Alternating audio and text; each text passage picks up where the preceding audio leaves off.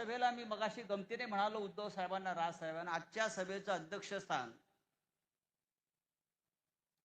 हे गणेश नाईकांना द्यायला पाहिजे होतं.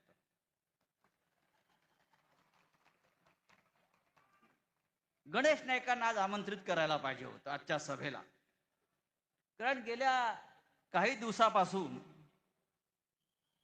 गणेश नाईक जे भाजपचे मंत्री आहेत ते ज्या प्रकारचे फटाके फोडतायत इकडल्या बेईमानांच्या खुर्चीखाली, त्याचा आपण सगळ्यांनी गांभीर्याने विचार करण्याची गरज आहे. गणेश नाईक म्हणतात, भाजपचे मंत्री,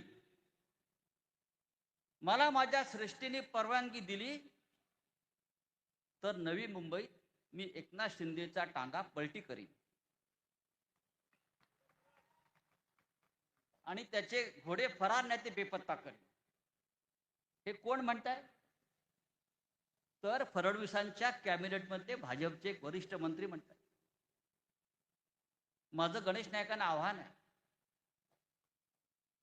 आपण सुरुवात केलेलीच आहे भ्रष्टाचाराविरुद्ध लढण्याची. भ्रष्टाचारांचा आणि बेईमानांचा टांगा पलटी करायला कोणत्याही हायकमांडची गरज लागत नाही. हा विषय महाराष्ट्राच्या हिताचा आहे.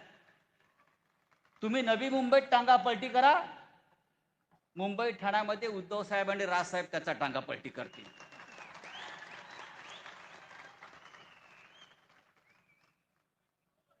गणेश नाईक म्हणतात, भाजपचे मंत्री आहे, फडणवीसांचे खास, नवी मुंबईत हरामाचा पैसा वाटला जातोय.